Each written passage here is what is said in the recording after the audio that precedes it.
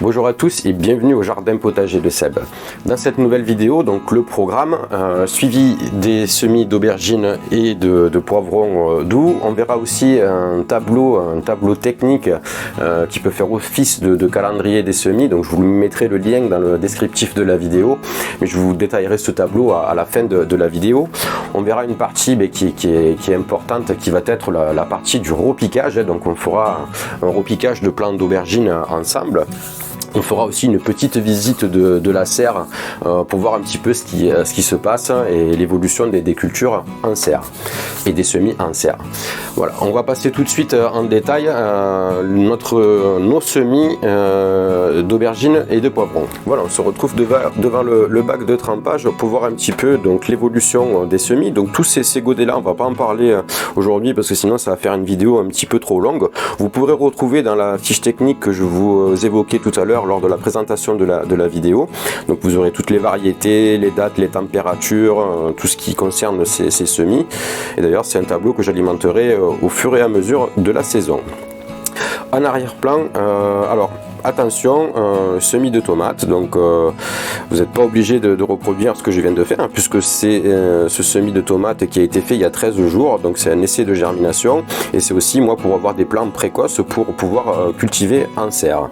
Voilà, donc toutes ces tomates ne sont pas destinées pour mon jardin potager, j'en ai besoin aussi pour d'autres jardiniers qui ne pratiquent pas le semis. Voilà, bon là devant on a un semis de choux romanesco et de choux-fleurs. En arrière-plan, ici on a un semis de poivrons doux de 21 jours.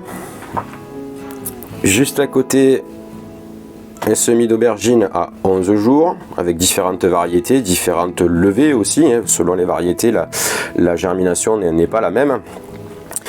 Là ici devant, un semis d'aubergine à 21 jours. Et là encore aussi d'autres aubergines avec des stades différents aussi, avec d'autres variétés à 21 jours. Là ici dans le fond on a différents bacs, donc là des poireaux qui ont été semés, des œillets de poète, des œillets d'Inde maison. Là on a encore des poireaux, là on a du persil. Alors le persil j'ai fait plusieurs essais cette année, on va voir ce que ça donne. Voilà pour un petit peu le détail au niveau de ces plants.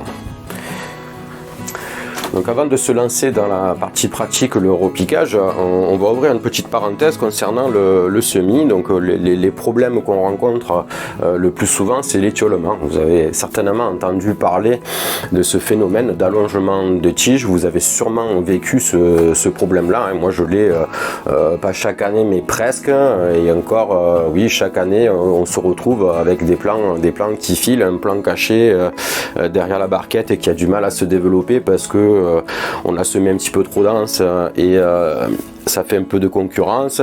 On a une gestion de la luminosité qui est pas correcte. On a des températures qui sont pas adaptées. Donc pour détailler un petit peu tout ça, j'entends souvent dire c'est surtout un manque de lumière. Alors oui, mais pas que. Manque de lumière, donc certainement, mais ce manque de lumière est lié directement à votre température. C'est-à-dire que si vous avez un semis, donc température de germination peut être la plus élevée que vous puissiez par rapport au tapis chauffant. Donc j'ai souvent discuté moi avec d'autres jardiniers de ma région qui peinent à faire leur semis. Pourtant ils sont équipés. Lampe horticole, tapis chauffant, et chaque année c'est la même problématique, on se retrouve avec des plants qui filent. Donc il y a deux questions à se poser: est-ce que je suis bien au niveau des températures après la germination, et est-ce que mon temps d'éclairage est suffisant? Dans la grande majorité des cas, ce qui se passe, c'est qu'on a une température trop élevée par rapport à la durée de luminosité. Donc pour pallier à ce problème, il y a deux solutions, augmenter la luminosité, mais je ne vous conseille pas de le faire, puisque même en plein été, on n'a pas 20 heures de soleil, on n'a pas 20 heures de luminosité sur nos plants. Donc moi, ce que je vous conseille, c'est de rester dans des plages raisonnables, entre 12, 14, voire 16 heures d'ensoleillement ou de lumière sur vos semis, et de baisser votre température. Donc une fois la germination passée, entre 19 et 20 degrés suffit pour stabiliser en fait le plant et lui permettre de se développer dans de bonnes conditions. Cette phase de semis est très importante car vous aurez beau avoir une terre hyper fertile, la plus riche de la terre, vous aurez même beau apporter des amendements, des engrais dans cette terre. Si au niveau de votre semis, vous avez eu des semis qui ont filé, vous avez réussi à les récupérer avec un rempotage, un repiquage et pas mal d'autres artifices. Donc sur ces plants qui filent, vous allez avoir des problèmes de productivité. Vous allez avoir des plants qui vont être tout chétifs, qui ne seront pas robustes, qui vont arriver à se développer, et c'est là après où arrivent toutes les maladies, parce que votre plant n'aura pas la force de lutter contre ces petites attaques de maladies cryptogamiques et autres. Donc c'est pour ça que c'est important. Donc moi je fais souvent une comparaison entre les semis et un nouveau-né. Donc on a besoin d'apporter un maximum d'éléments nutritifs corrects pour la croissance, pour une bonne croissance, parce que si vous partez avec des carences dès le départ, ça risque d'être problématique. Donc faites l'expérience ou ne la faites pas. Il y a des scientifiques qui ont fait cette expérience pour nous. Isolez-vous pendant 3 semaines, 4 semaines dans votre habitation, n'en sortez pas et vous verrez que vous allez vite vous étioler sur le canapé. Pour les semis, c'est exactement pareil. Donc ils ont besoin d'une température constante, ils ont besoin de nourriture, on en parlera pour le repiquage, suffisante pour le bon développement. Et ils ont besoin de la vitamine qui est notre soleil. On a besoin de cette vitamine pour être en bonne santé, puisque le manque de soleil crée des carences sur le corps humain et il en crée aussi sur vos plants, puisqu'ils n'arrivent pas à se développer correctement. Donc voilà pour ce petit blabla. On va passer maintenant directement au repiquage. On se retrouve devant notre plan de travail, donc de notre table de repiquage pour repiquer nos aubergines. Alors au niveau du contenant, donc on a une question à se poser: quel contenant je vais utiliser pour repiquer mes aubergines? Donc plusieurs possibilités, les contenants que vous avez feront certainement l'affaire, mais il y a quand même la fameuse question à se poser: combien de temps je vais devoir les garder en pot? Donc plus vous allez devoir garder vos plants longtemps en pot, plus le contenant doit être important. Donc là pour ma part, je sais que, et par expérience, je sais qu'un 7 par 7 là suffit à ce que je puisse les tenir jusqu'à on va dire au début mars. Par contre, si je veux aller au-delà du mois de mars, il me faudra un godet de ce type là. Voilà. Au niveau du substrat, donc terreau à semis, pas forcément et même fortement déconseillé, pour la bonne raison que c'est pas utile. Ce serait un coût supplémentaire. Donc moi j'utilise un terreau classique, un terreau de repiquage, un terreau universel, toujours pareil, utilisable en agriculture biologique. Donc là, on remplit comme ceci notre godet sans tasser. Je viens récupérer ma pince qui me sert aussi pour faire les semis, et je viens ici donc choisir les plants que j'ai à repiquer. Donc là, de préférence, les prendre avec la motte. Donc si la motte se délète sous vos doigts, c'est pas grave, du moment que vous avez les racines qui sont ici. Au niveau de la mise en pot, donc une petite pression ici sur votre plant et vous le faites descendre légèrement à l'intérieur de votre godet, et au besoin vous pouvez rajouter du terreau pour combler le manque s'il y a manque. Voilà. Donc même étape, même procédé au niveau du godet 7 par 7. Donc on vient prélever notre plant en faisant attention aux racines, et on vient doucement positionner au centre de préférence notre plant d'aubergine. Voilà, on rajoute un petit peu de terreau. Laissez quand même un petit rebord autour de votre godet. Vous allez voir pourquoi, parce que là on va passer à l'arrosage. Il est important d'avoir un petit rebord pour faciliter l'arrosage. Donc moi normalement je fais ça derrière au bac de trempage. Là je vais utiliser ce mini bac. Je récupère mon arrosoir.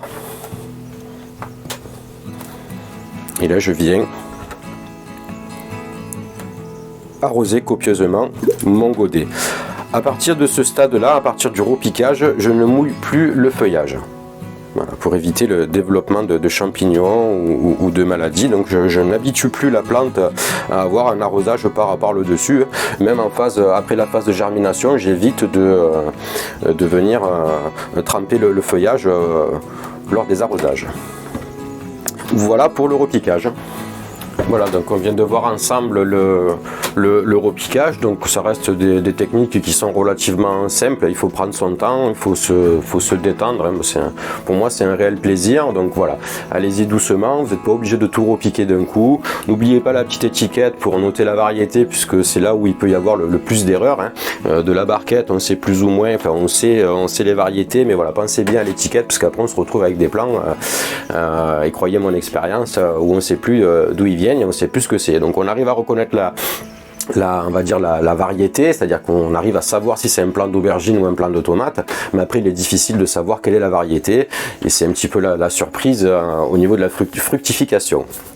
Voilà, je vous mets tout de suite à l'écran donc la fiche technique, le tableau donc je vous parlais dans le début de la vidéo.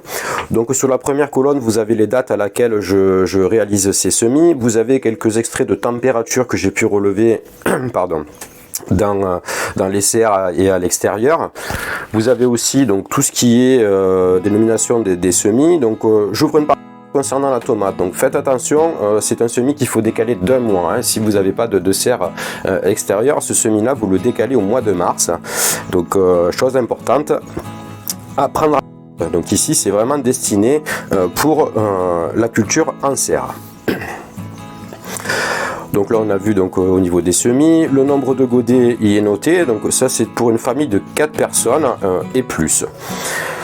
Vous avez aussi le nombre de graines, la position donc au niveau de la serre, donc la serre 0 c'est cette serre ici, la pouponnière, hein, la serre numéro 2 c'est la serre tunnel qui est à l'extérieur. Vous avez les jours exacts de levée, hein, du positionnement de la graine jusqu'à la levée, donc vous avez la durée en jours, hein. Donc si on prend voilà poireau race major, donc on a une barquette, on a 60 graines. On est en serre 0 et pour la levée c'est 7 jours, et après vous avez le repiquage au niveau des plants. Donc là en termes de productivité sur cette variété on est sur 25 plants avec 60 graines de semées. Donc voilà les petites statistiques. Volontairement les semenciers je les note pas. Je les note pas, enfin je vous les diffuse pas parce que j'ai pas envie de vous influencer sur les semenciers. Donc on verra après si ça évolue, mais j'ai pas envie de favoriser un semencier plus qu'un autre. Moi j'ai ma petite idée là-dessus, donc voilà, fin de la parenthèse. Ensuite, au fur et à mesure du développement de tout ça, ce tableau est alimenté par une productivité, donc on verra la productivité ou pas de ce plan et on verra si ça a fonctionné. On notera aussi les maladies, enfin je noterai aussi les maladies, et pour faire évoluer le tableau, comme ça on verra d'année en année en juxtaposant les tableaux, en faisant des comparatifs d'année sur année. Des fois si vous avez des variétés qui sont répétitives, je sais pas, on va prendre un exemple tout bête, hein, mais c'est juste un exemple, hein. On va voir tomate rose, d'année en année on se retrouve avec du mildiou, mais ça c'est une culture que je ne réaliserai plus. Voilà. La colonne traitement, elle est surtout là pour ceux qui réalisent des traitements. Donc moi, à part un pure and die, c'est tout ce que je réalise comme traitement. Je ne réalise aucun traitement dans ce jardin potager. J'en éprouve pas le besoin et ça fait pas partie de ma philosophie. Voilà, je crée un jardin bio au naturel. C'est pas pour aller après mettre des traitements et qui, j'ai rien contre ceux qui appliquent ça, hein, mais ça fait pas partie de ma philosophie. Voilà. Donc on se retrouve dans la grande serre pour le reste des semis qui ont été réalisés il y a à peu près 3 semaines. Donc au niveau des salades, ça pousse tranquillement. Il y a quelques fraisiers qui sont prêts à être repiqués. Là ici, on a l'évolution de nos petits pois. L'engodet vert nous mange tout. Il va être temps de repiquer, parce qu'on a les racines qui commencent à sortir du pot, mais c'est pas problématique. Ensuite, nos 2 variétés de fèves pour lesquelles la germination a été plus qu'acceptable. Donc on est vraiment pas mal. Voilà pour les semis dans cette serre. Là, ici, de ce côté, donc quelques pommes de terre que j'ai mis à germer. Donc on voit que ça commence à être sympa au niveau des germes. Hein. Ça commence à bien germer. Là ici quelques pommes de terre de consommation qui ont commencé à germer, donc rien n'est perdu hein, au jardin potager de Seb, hein, on va les utiliser hein, puisque ça fonctionne assez bien. Donc chaque année je mets quelques pommes de terre de consommation et ça pousse pas trop mal. Donc là un semi direct de carottes qui commence à montrer signe de vie. Je ne sais pas si vous le verrez, mais on va essayer de zoomer. Voilà, quelques germes. Donc beaucoup de semis spontanés aussi dans ce bac de culture. Donc comme on peut le voir ici, là, entre les rangs de radis. Donc énormément de tomates. Donc ça c'est des plants de tomates qui germent tranquillement dans ce bac. Donc on verra ce qu'on fait, on éclaircira peut-être au niveau des carottes, mais je pense que entre la récolte et la poussée des tomates, on va laisser faire tranquillement, puis on verra un petit peu ce que ça donne. Ça peut être sympa de garder et d'observer et de faire une comparaison avec les plants que l'on aura réalisés et les semis spontanés. De ce côté là, du mesclun aussi qui commence à germer, c'est pas trop mal. Et là de l'autre côté, les épinards aussi qui commencent à bien germer. Voilà pour le petit tour de la serre. J'espère que cette petite vidéo vous aura plu et je vous dis à la prochaine pour une nouvelle aventure. Bye bye.